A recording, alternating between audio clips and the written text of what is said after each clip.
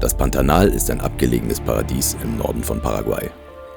Wir sind mitten im Dschungel, nah an der bolivianischen Grenze. Ein Ort, der mit dem Auto eigentlich nicht erreichbar ist. Es ist ein Gefühl aus Abenteuer und absolutem Glück, hier sein zu dürfen. Doch leider warten große Probleme auf uns. Ein Wettlauf gegen die Zeit beginnt. Es ist Neugier, die uns treibt, die Ferne, das Unbekannte. Die Freiheit, mit den Jahreszeiten zu reisen. Aktuell sind wir in Südamerika. Willst du mit uns einen ganzen Kontinent entdecken? Dann buch jetzt dein Ticket.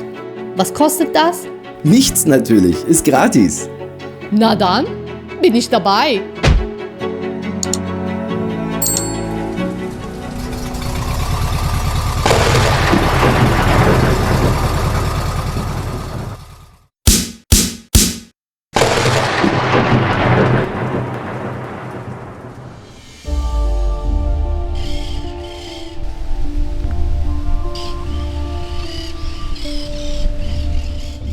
Ja, auch die schönste Zeit geht zu Ende.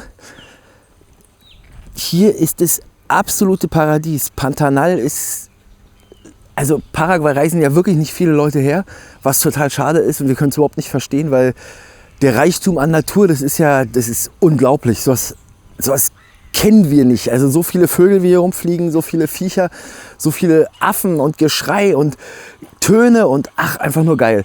Und hier ist mal was richtig Krasses, einfach mal um zu verstehen, was hier passiert. Wir sind ja in der Trockenzeit, nur deshalb können wir überhaupt hierher reisen, sonst hätten wir überhaupt nicht hierher reisen können. Und der Rio Negro sieht ja jetzt schon aus wie ein großer Fluss. Aber guckt mal da unten ist der letzte, sieht man das, diese weißen Pfeiler hier, die da runter ins Wasser gehen? Das sind die Pegelstandanzeiger und der ist jetzt bei 3 Metern. Also da unten ist der letzte Pfeiler, der da mit seiner Spitze rausguckt. Und der geht so weit zurück, dass der fast nicht mehr da ist. Und in der Regenzeit geht das Wasser bis hierher, wo ich jetzt stehe. Also bis hier oben an die Palmen ran geht das Wasser in der Regenzeit. Das heißt, das Wasser ist in der Trockenzeit auf 2 Meter oder auf 1,5 Meter runter und in der Regenzeit auf 9 Meter hoch. Und das jedes Jahr. Ja, echt total krass. Ja, auf jeden Fall sind wir komplett geflasht von diesem Ort und sind mehr als dankbar, dass wir das hier besuchen konnten. Und auch wenn es das Auto halb zerrissen hat und wenn wir echt gelitten haben auf 500 Kilometer Sandpiste, Dirt Road, Kampf durch den Urwald, dann kann ich nur eins sagen, hat sich das gelohnt, schon allein einmal im Leben hier gewesen zu sein. Echt wunderschön. Heute geht's los. Wir packen langsam unsere Sachen zusammen. Wir essen gleich noch was mit den Rangern zusammen. Die kochen jeden Tag hier und die sind super lieb. Also die laden uns jedes Mal. Also es ist unglaublich. Und nachdem wir das gemacht haben, dann geht's los. Dann geht's ab auf die Piste. Wieder 30 Kilometer, die übelste Straße der Welt durch den Dschungel.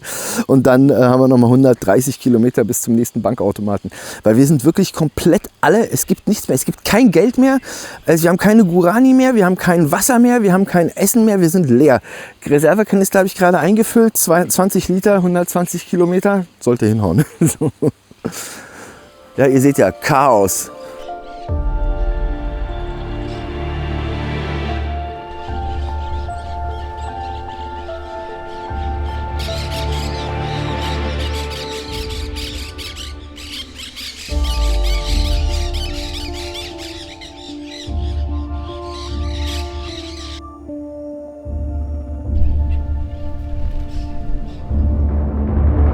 Ja, cool. Ey, Mira, keine rote Leuchte mehr. Die rote Leuchte ist weg. Warte, ich gucke.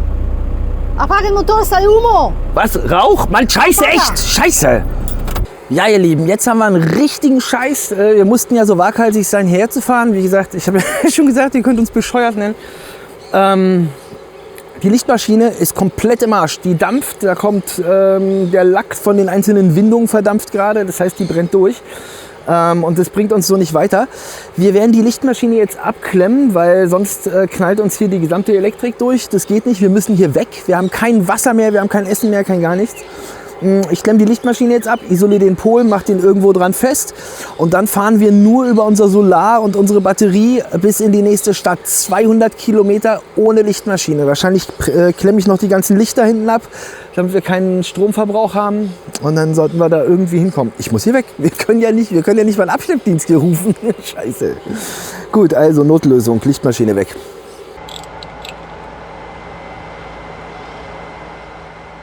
Ja, und das Hauptproblem ist, was am allerblödesten ist, dass der Lüfter vom Intercooler nicht mehr ausgeht. Das heißt, irgendein Relais ist da durchgebrannt durch die Lichtmaschine, was dazu führt, dass der Lüfter nicht mehr ausgeht. Was wiederum dazu führt, dass wir überhaupt gar nicht mehr stehen bleiben dürfen, sondern durchgehend fahren müssen. Nur beim Fahren und nur bei Zündung ist unser Solar mit dem Motor verbunden oder generell in irgendeiner Art und Weise die Elektrik verbunden. Mann, scheiße, echt. Wir müssen hier weg und zwar ganz schnell. So, also erster Fehler behoben. Sobald ich die Lichtmaschine abgeklemmt habe, hat auch der Lüfter aufgehört zu arbeiten. Das ist ja schon mal ganz vorteilhaft. Jetzt ist nur die Frage, ob der wieder arbeitet, wenn ich den Motor anmache und das nur über Batterie läuft. Wenn nicht, müssen wir ohne Intercooler fahren. Oh, da läuft ein Hirsch. Guckt mal da. Ist das nicht schön? So, auf jeden Fall hoffen wir, dass der wieder angeht, sobald ich jetzt durchstarte. Mal schauen. Ich hoffe, das funktioniert alles so, wie ich mir das gedacht habe. Totale Scheiße, voll Scheiße. Der schlimmste Ort, an dem uns das passieren kann, ist hier. Lichtmaschine ist komplett aufgeraucht, Lager ist im Arsch, der Keilriemen ist über die Lichtmaschine gerutscht und der Keilriemen ist auch gerissen aufgrund der Wärmeentwicklung. Wenn ich die Lichtmaschine anschließe, fängt es hier an zu schmokeln. Das ist also ziemlich scheiße. Zumal der Keilriemen der Lichtmaschine bei uns auch die Wasserpumpe antreibt. Das heißt, wir können keinen Meter mehr fahren. Jetzt will ich mich hier aber auch nicht rausschleppen lassen, also was auch nicht funktioniert. Es gibt hier keinen, der einen rausschleppt, vielleicht einen Trecker oder sonst was, aber das über 30 Kilometer Offroad, das ist richtig zum Kotzen. Wir haben uns jetzt entschieden, wir bauen uns einen Keilriemen aus Kabelbindern. Das ist das Einzige, was wir haben, was ein bisschen was aushält. Die habe ich noch zusammengebunden, damit die nicht wegrutschen. Und dann versuchen wir jetzt einfach mal mit dem Auto zu fahren. Es geht ja nicht anders. Wir warten jetzt, kommt gleich so ein 4x4 Fahrzeug, die hier sowieso einen Arbeiter herbringen und mit dem fahren wir dann zusammen, weil falls denn irgendwie auf der Strecke das Ding endgültig liegen bleibt, dann kann uns da vielleicht noch einer rausschleppen. Das in der nächsten Stadt sind. Da kann man nicht mit Karte zahlen. Wir haben kein Pfennig Geld mehr. Wir müssen jetzt echt erstmal gucken, wie wir das regeln. Vielleicht können wir irgendjemandem dort Geld überweisen. Und weil ich habe keine Ahnung. Auf jeden Fall müssen wir erstmal raus. So, Sachen packen und weg. Scheiße. Wir klemmen den Intercooler ab. Wir werden den nicht mehr benutzen, weil der Lüfter ja auch Strom zieht. Und wir haben jetzt schon nur noch 12,5 Volt auf der Batterie für 23 Kilometer. Ich glaube, vielleicht klemme ich auch noch die Bremsen ab und so ein Kram, dass wir überhaupt keinen Strom mehr brauchen. Und dann sollten wir das packen. Also, wir haben jetzt entschlossen, wir fahren. Was sollen wir auch machen? Also, sollen wir jetzt hier bleiben? Wir haben kein Wasser mehr. Flusswasser trinken, naja, so ohne Filter kommen wir damit auch nicht so weit. Wir haben die Wasserpumpe wieder an irgendwie. Wir müssen einfach weiter. Und ich habe gerade mit einem Kumpel in Deutschland gequatscht, aus der T3-Community, und er sagt, also man muss schon Eier haben, um mit dem T3 in den Dschungel zu fahren. Und wisst ihr, was wir jetzt haben? Wir haben Eiersalat. Ja, jetzt haben wir den Salat, ja. Was soll man machen? Also, wir versuchen da jetzt durchzukommen. Wenn wir nicht durchkommen, dann muss uns da halt irgendjemand irgendwann mal mit dem Trecker rausschleppen. Wir müssen halt nur das Wasserproblem lösen. Egal. Baby, fahren wir? Wir müssen. Wir machen es einfach. Also, drückt uns mal die Daumen, ja. So, wir sind jetzt unterwegs. Es ist so krass. Wir müssen auf dem Handy, haben wir die GoPro, und da können wir sehen, ob der Riemen hinten über der Riemenscheibe läuft und weiterhin das Auto gekühlt wird, weil so schnell sieht man das hier nicht an der Temperaturanzeige. Und dann ist 1 fix 3 die Zylinderkopfdichtung im Arsch. So, deswegen fahren wir jetzt hier locker im ersten Gang, ohne auch eine Bremse zu drücken, irgendetwas, weil wir ja keine Verbraucher brauchen oder wir wollen keinen Strom verbrauchen. Sonst kommen wir da nie an. Und haben jetzt hier eben auf dieser Dirt Road jetzt noch 20 Kilometer vor uns. Und das ist keine Dirt Road, das ist Sandpiste, das ist richtig krass. Ey, also auf jeden Fall drückt uns fett die Daumen, weil ja, wir brauchen jetzt echt Glück, da anzukommen.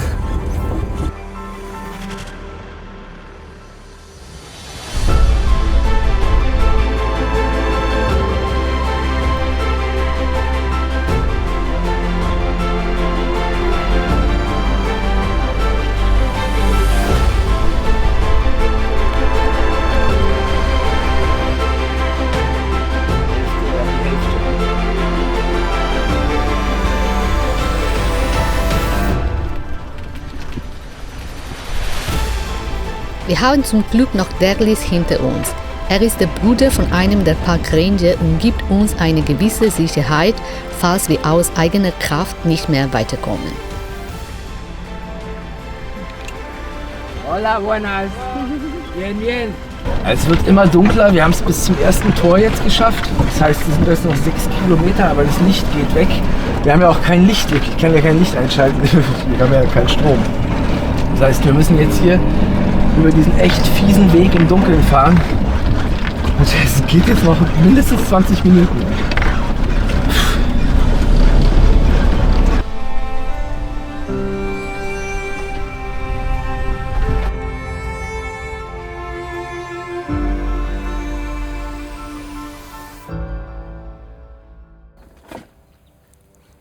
Wir haben es geschafft. Echt krass, wir sind gestern noch im Dunkeln hier angekommen, sogar mit Licht gefahren am Ende. Und du hattest eine super mega Idee. sie sagt, ich bin MacGyver. Nee, es hat echt gut geklappt und vor allem haben wir die Starterbatterie mit der Campingbatterie auch gebrückt. Das heißt, wir haben währenddessen wir noch mit Licht gefahren sind, mit Solarstrom immer wieder Strom in den Kreis gegeben. Das heißt, wir haben den einzigen Diesel, der mit Solarstrom seine Grundversorgung herstellt. Und schaut euch das mal an, das hat gehalten und es sieht so gut aus. Ja? Das ist schier unglaublich. Da, mein selbstgebauter Keilriemen oder wie heißt der, Flachriemen sozusagen.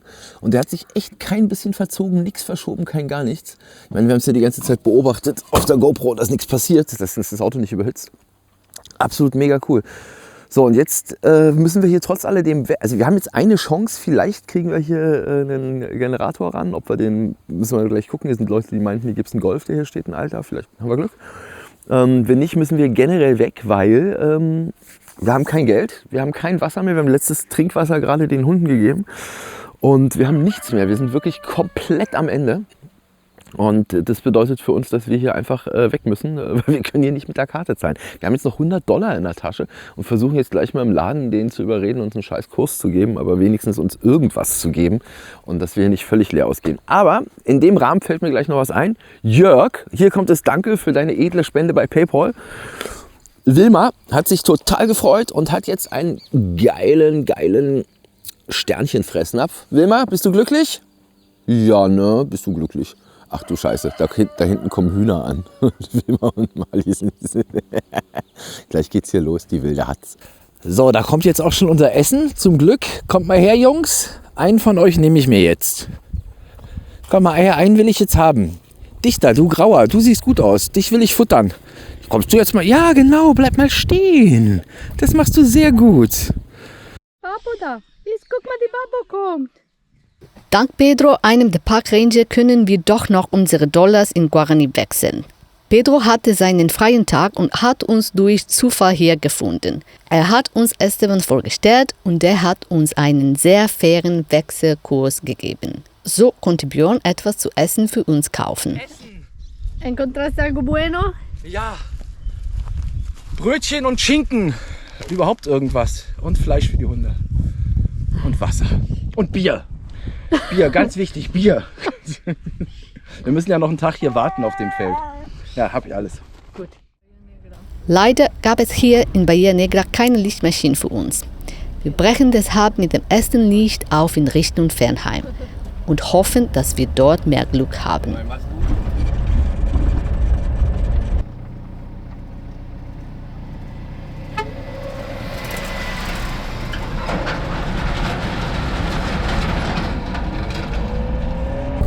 So, wir haben gestern einen Tag Pause gemacht. Nach der echt krassen Tour war das auch nötig. Und vor allem, wie ihr gesehen habt, haben wir auch was zu essen bekommen.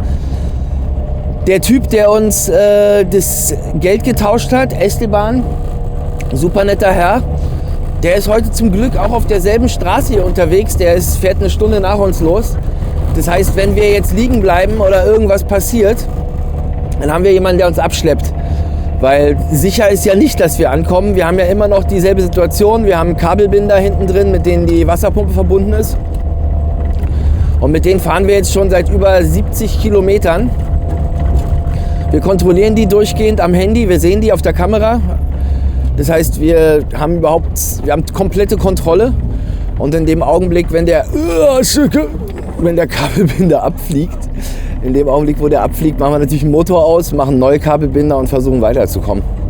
Wir haben jetzt noch 80 Kilometer bis Torre Pampa. Dort haben wir Kreditkarte, dort gibt es eine Tankstelle. Und von Torre Pampa aus sind es nochmal 300 Kilometer bis zu unserem Ersatzteil, bis Philadelphia. Vielleicht können wir in Torre Pampa unsere Lichtmaschine halb reparieren. Also die reparieren die hier. Das wäre eine Lösung. Wenn nicht, müssen wir eben mit Kabelbindern bis Philadelphia fahren. Und dann geht es. Ich habe jetzt noch eine Idee gehabt, falls wirklich keine Sonne scheint und gar nichts mehr geht, haben wir noch eine letzte Möglichkeit. Wir können das Notstromaggregat hinten auf der Kiste festbinden, da unseren Hausstrom anschließen, dann über den Landstrom die Batterien vom Auto laden und dadurch Bordelektronik laden. Das heißt, wir könnten mit Benzinmotor auf der Kiste hinten, selbst wenn jetzt nur noch bewölkt ist, unser Solar ausfällt, weiterfahren. Aber wir hoffen so anzukommen.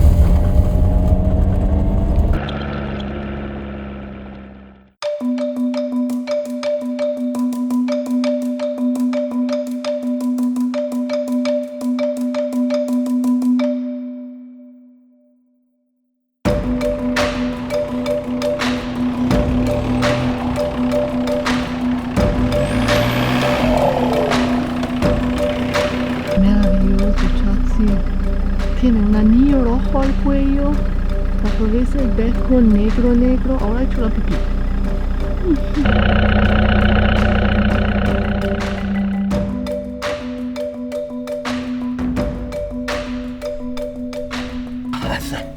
Was ein Dreck! Echt unglaublich. So, wieder Kamera fest. Nochmal 50 Kilometer haben wir es geschafft bis Torre Pampa.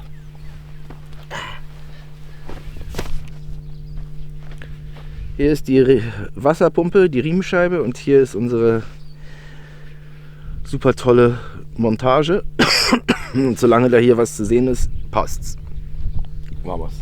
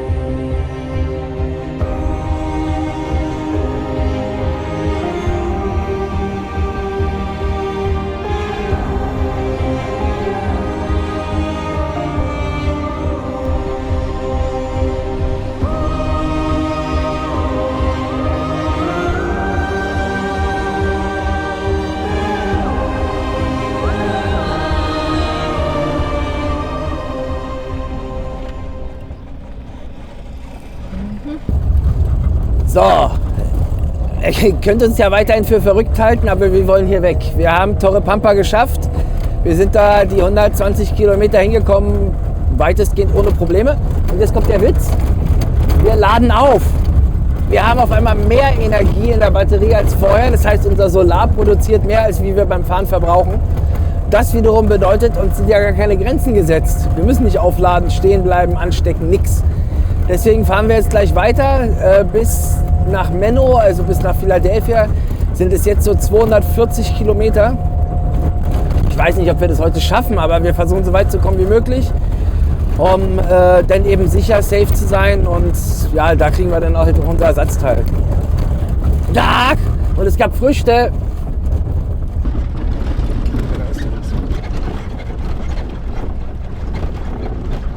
Ja, also wir sind jetzt 180 Kilometer gefahren und 190. Und nach 190 Kilometern ist jetzt hier der erste Kabelbinder gerissen. Das ist ja nicht schlecht.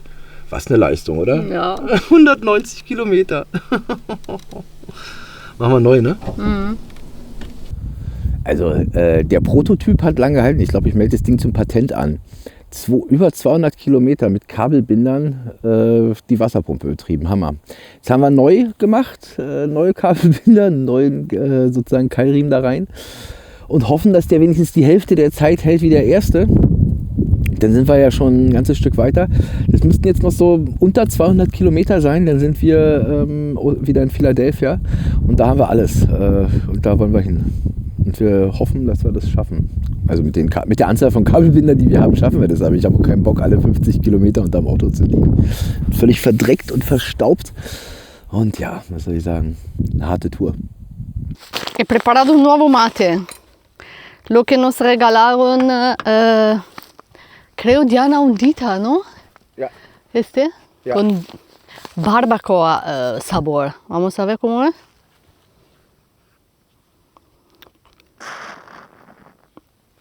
Interessante. ¿Quieres? Ja. Vamos, ne? Ya vamos. Yo estoy lista, he hecho todo. Ich mache hinten zu und dann kommen wir los.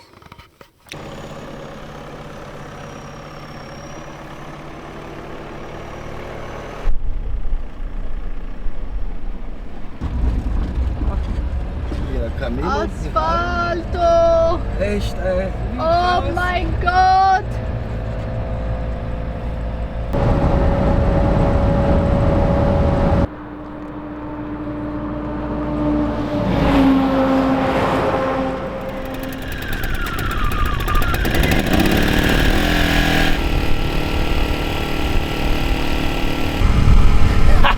Es lädt auf.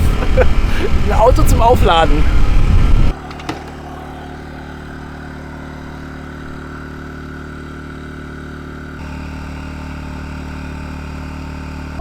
Ja. Nunca lo he visto. Wie lustig. Baumwolle. Das ist ein Baumwollfeld. Ich habe noch nie ein Baumwollfeld gesehen.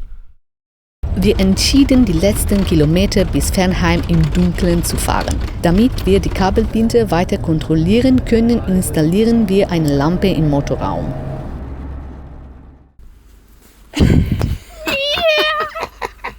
Wir sind angekommen. Wir haben es geschafft. Philadelphia. Das ist so krass. Das ist so unglaublich krass. Das waren 400 Kilometer, ne? Insgesamt. Ja. 400 Kilometer. Davon 200 Kilometer Sandstraße, übelste Sandstraße an einem Tag. Und alles ohne Lichtmaschine. Kabelbinder saves your life. Echt, Alter. Richtig krass. Kabelbinder rettet euch das. Ihr nehmt immer Kabelbinder mit. Damit könnt ihr alles machen. Hammerhart. Echt hammerhart. Ja, fantastisch. Wir haben am Ende nochmal aufgeladen mit dem Generator. Und Zweimal, ne? Zweimal mussten wir stehen bleiben, aufladen mit dem Generator und dann weiterfahren. Und am Ende sogar im Dunkeln mit Licht. Ja. Und jetzt sind wir bei dem Hotel angekommen, bei dem wir vor 2 Wochen gestanden sind. Ja. Und wir sind so froh. Und wisst ihr, worauf ich mich jetzt freue? Hier gibt es was kann man sagen? Sie sagen dazu Lomo Arabe. Es ist ein Döner. Hier gibt es sowas wie einen Döner. Und da freue ich mich so richtig drauf. So, das machen wir jetzt. Und für heute ist Schluss. Gute Nacht, vorbei, Schluss, aus. Tschüss.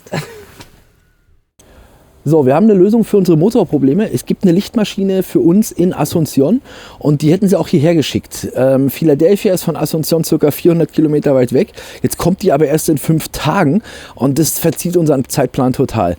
Wir haben jetzt entschlossen, wir fahren nach Asunción und holen uns die Lichtmaschine dort. Wir haben es 400 Kilometer durch den Wald geschafft mit der Kabelbinderlösung. Wir werden auch noch 400 Kilometer Autobahn fahren können damit. Wir beobachten es halt weiter. Wir wollen natürlich nicht, dass unser Motor komplett kaputt geht, aber ich denke, wir schaffen das. Das heißt, wir müssen jetzt alles vorbereiten, haben unsere Vorräte aufgefüllt und machen jetzt die Karre hinten sauber, werden den Wasserkanister noch auswaschen, weil der natürlich nach 3-4 Tagen, wenn er leer ist, auch anfängt zu müffeln. Ja, und dann sind wir auch bereit und dann geht es morgen früh um 5 auf die Autopista.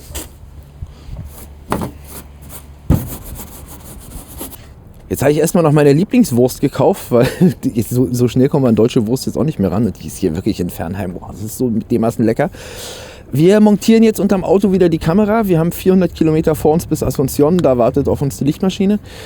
Damit wir natürlich keine Probleme kriegen, bleibt der Keilriemen unter Beobachtung, der Kabelbinder-Keilriemen. Und dann hoffen wir, dass wir die 400 Kilometer heute bzw. bis morgen Vormittag irgendwie schaffen. Ja, und dann, dann haben wir auch wieder eine Lichtmaschine und dann geht es ganz normal weiter.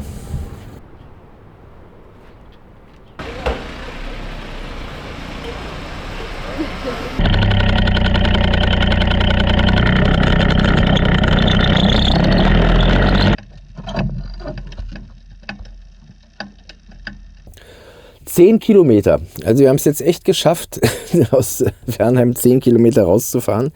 Und der erste ist gerissen. Aber es ist jetzt auch schon wieder 200 Kilometer her, dass ich die Dinger gemacht habe. Also insofern, neu machen und weiter auf die nächsten 200 Kilometer.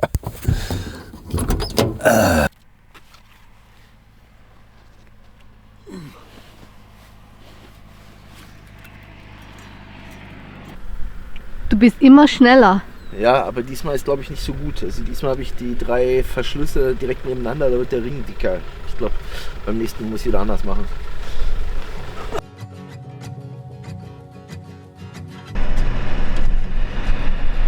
Diesmal hat es nicht ganz so gut gehalten und wir mussten direkt neben der Autobahn die Kabelbinde erneuern.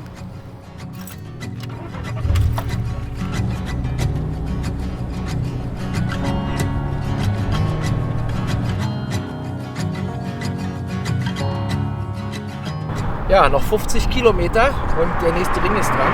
Aber eigentlich bin ich froh drüber, weil dadurch haben wir genug Reserve, wenn wir dann in Asunción sind. Wenn ich jetzt mit dem Ring, wenn der mir dann in der Stadt abreißt, dann muss ich ja mitten in der Stadt das Ding reparieren. So ist besser.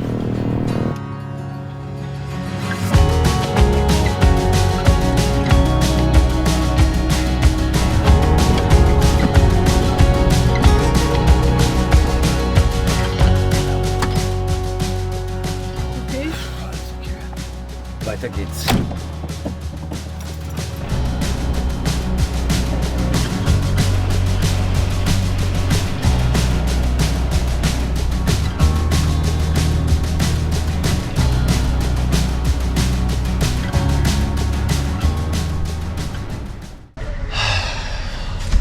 So eine Scheiße. Die Maschine ist die falsche. Das ist die falsche Lichtmaschine. Jetzt sind wir hier bis Luca hingefahren und die hat keine automatische Nachstellung. Aber der hat zigtausend Lichtmaschinen da. Wir versuchen jetzt irgendeine da reinzuklatschen, damit wir wieder Strom haben. Espero que funcione. Na, irgendwas wird schon funktionieren. Naja, die ist die falsche, aber ich glaube, wenn ich da richtig Holz drunter packe oder irgendwas, was das nach oben presst, dann sollte das schon gehen.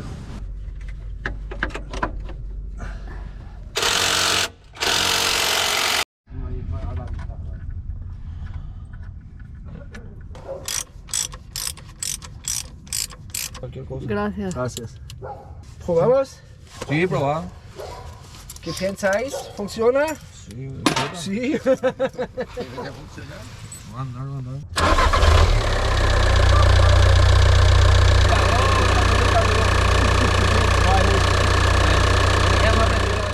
Die Mechaniker haben uns einen Ort empfohlen, wo unsere Lichtmaschine repariert werden könnte. Hier wird noch repariert. Die reparieren jetzt unsere Lichtmaschine und wir hoffen, dass wir die in 2-3 Tagen wieder kriegen und die dann wieder funktioniert. Da ist der Chef, El Jefe. Super.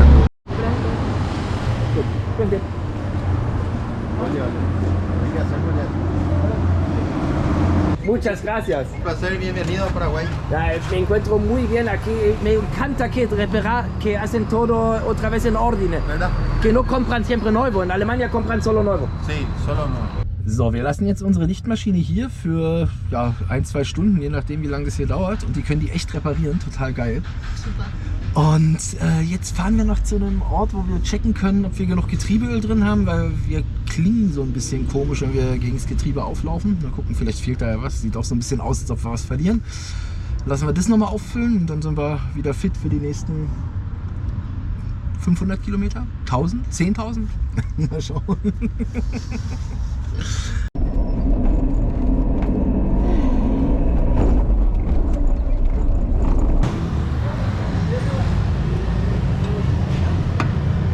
Ja, cool, die haben gleich Zeit, machen das gleich und dann haben wir da wenigstens Sicherheit, weil Getriebe wäre richtig kacke. Deswegen, das muss kontrolliert werden. Und immer wenn wir gegen das Getriebe auflaufen, macht es halt komisches Geräusch. Außerdem geht die Kupplung schwergängig im 5. Gang, wenn ich so eine Weile fahre. Das weist so ein bisschen auf fehlendes Öl hin. Wollen wir mal schauen, dass das klappt. Está listo? Perfekto. Da ist er. Sieht aus wie neu. Bewegt sich super. Sieht wirklich aus wie neu. Unglaublich. Unglaublich und alles neu gemacht. Laderegler, die Elektronik drin und das Teil, was sich hier drin bewegt, plus den gesamten Kern neu. Unglaublich.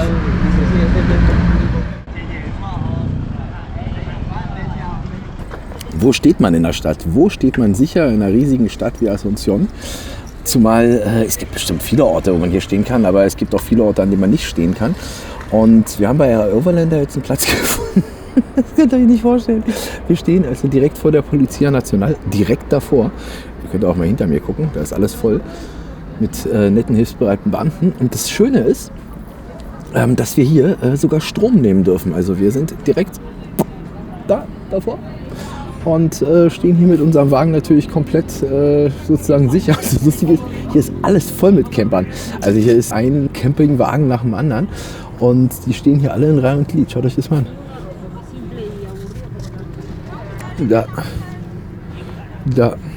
Da. Die letzten Tage waren sehr stressig für uns und wir freuen uns, in Asunción ein paar Tage auszuspannen, um wieder zur Ruhe zu kommen. Wir sehen uns in der nächsten Woche. Schön, dass ihr uns begleitet. Ciao!